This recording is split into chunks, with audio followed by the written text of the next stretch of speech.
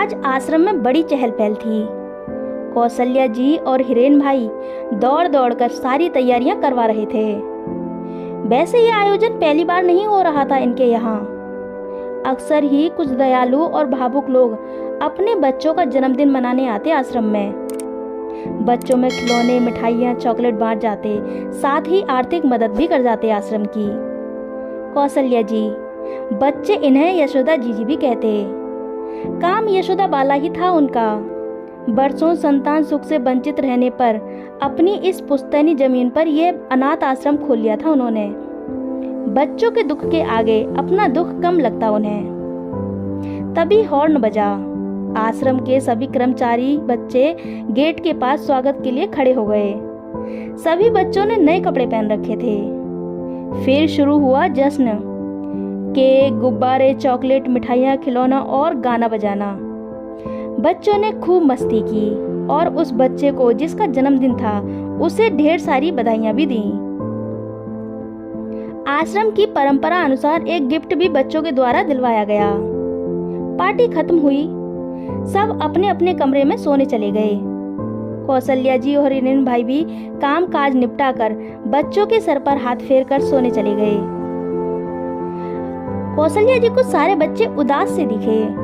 कोई खिलौने, चॉकलेट, मिठाइयों की तरफ देख भी नहीं रहा था। सब अपने अपने बिस्तर पर गुमसुम पड़े थे। उन्होंने सोचा थक गए हैं शायद।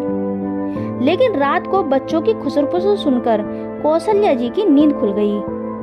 दबे कदमों से जाके देखा तो सारे बच्चे राजू, जो कि आश्रम का सबसे बड़ा, समझदार और पहला बच्चा था, उसके पास बैठे सिसक रहे थे और राजू उनको समझा रहा था। 6 साल का गोलू बोला, राजू भैया, देखा था आपने वो बच्चा कैसे अपनी मम्मी का हाथ पकड़कर नाच रहा था? उसके मम्मी पापा कैसे उसे लाड लड़ा रहे थे ना? 7 साल के पप्पू ने कहा, राजू भैया, हमारे मम्मी पापा क्यों नहीं हैं? कहाँ चले गए वो हमें यहाँ छोड़कर? अगर वो होते तो हमें भी ऐसे ही लाड लड़ाते ना? नन्ना चुन्नू बोला, सबकी माँ ऐसे ही होती हैं क्या? प्यारी प्यारी, कैसे उसके गाल पर पप्पी लगा रही थी ना वो? हाँ, 8 साल के नानू ने उसे जवाब देते हुए कहा, ऐसे ही होती हैं प्यारी प्यारी।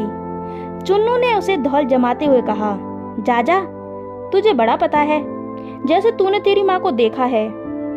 नानू भुस्सा गया, लेकिन बोला, मेरे दोस्त हैं ना स्कूल में, पेरेंट्स मीटिंग में आते हैं सबके मम्मी पापा साथ में।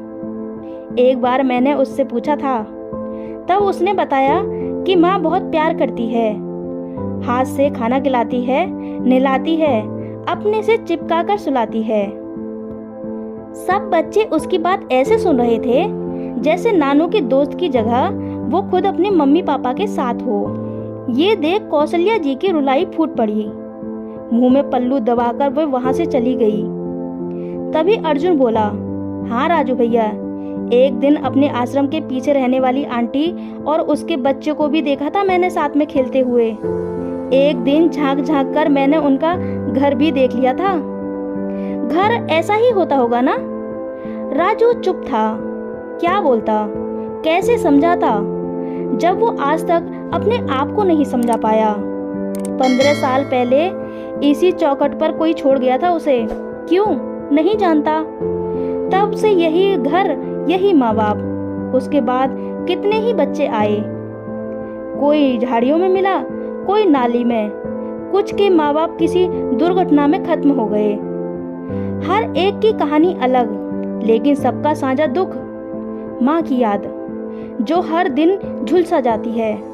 जिन्होंने माँ को देखा उन्हें भी, जिन्होंने नहीं देखा उन्हें भी। हर बार किसी बच्चे को उसकी माँ के साथ देखकर मन जाने कैसा कैसा हो जाता, बता नहीं सकती। बच्चों के बुझे हुए चेहरे देख उन्हें शांत बना देता हुआ राजू बोला, चलो चलो, बेफालतू का दिमाग मत खाओ। घर, माँ, क्या लगा रखा है? क्या ये घर नहीं है? देखो, पीछे रहने वाली आंटी के घर से ज्यादा कमरे हैं। तभी उछलती कूदती गुड्डी बोली, कल हमारे स्कूल में मदर्स डे मनाया था। कल रविवार है ना, तो 2 दिन पहले ही मना लिया।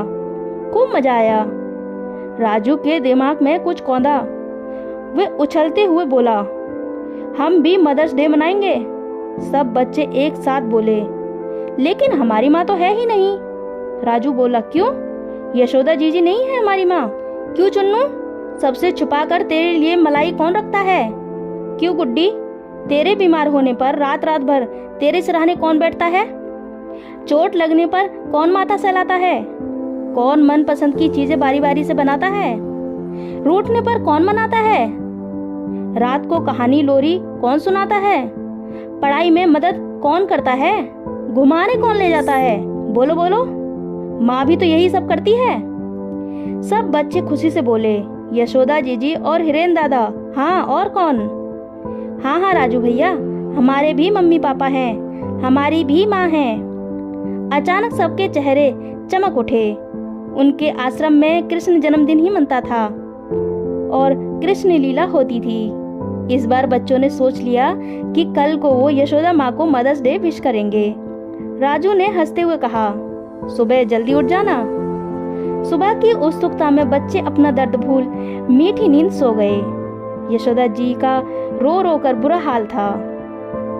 हर जन्मदिन जो उनके यहाँ मनाया जाता है वह बच्चों के दर्द को जिंदा कर देता है। ये बात वो क्यों नहीं सोच पाई? उन्हें याद आया कि इस आश्रम में हर बच्चे के साथ वह उस बच्चे से ज्यादा रोई है।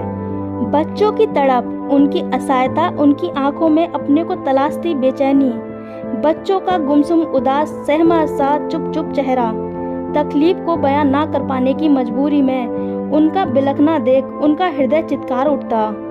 वे हाथ जोड़कर बिताता से कहती, हे ईश्वर, सब छीन लेना किसी से, लेकिन माँ की गोद किसी बच्चे से मत छीनना। बच्चों में ही अपनी संतान की छवि देखकर वे तृप्त हो जाती। वे और हिरेन भाई माँ बाबा बनने का प्रयास करते। सुबह उठते ही बच्चों के कमरे में पहुंची। सोए हुए मासूमों को देखकर उनका दिल भर आया।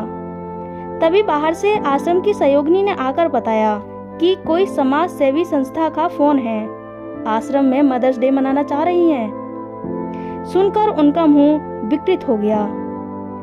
अनाथ आश्रम में मदर्स डे?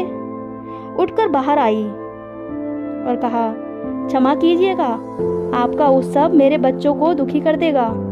अगर आप आर्थिक मदद ही कर सकें तो।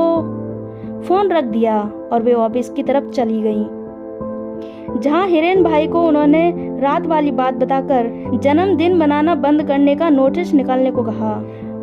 बच्चे फुर्ती से उठ खड़े हुए और अपनी अपनी अलमारी में से जो भी रंग, कुची, मोती, कैंची, चमक, लड़ियां, रिबन थीं, निकाल लाए। राजू पहले से ही तैयार था। सबने मिलकर एक बड़ा सा कार्ड बनाया और उस पर लिख दिया, हमारी माँ यशोदा माँ। एक दूसरे से छुपाकर रखी गई चॉकलेट निकाली तो एक दूसरे का छुपा हुआ खजाना देख हंसने लगे। इधर यशोदा जी हैरान थी कि रविवार को देर से उठने वाले नन्हे शैतान आज इतनी सुबह कैसे? दरवाजा भी अंदर से बंद है। तभी दरवाजा खुला और वे क्या देखती हैं? नन्हे नन्हे हाथों में एक बड़ा सा कार्ड थामे बच्चे चले आ रहे हैं। आंखों में आंसू आ गए। आंसुओं की वजह से कार्ड पर क्या लिखा है वे नहीं देख पाई, लेकिन उन मासूमों की आंखों में क्या लिखा था उसे पढ़ने के लिए किसी भाषा की जरूरत नहीं थी। उन्होंने दौड़कर बच्चों को गले से लगा लिया और चूमने लगी। दोनों तरफ की कई जोड़ी आंखों से बहते आंसुओं ने मन के विषाद को धो डाला।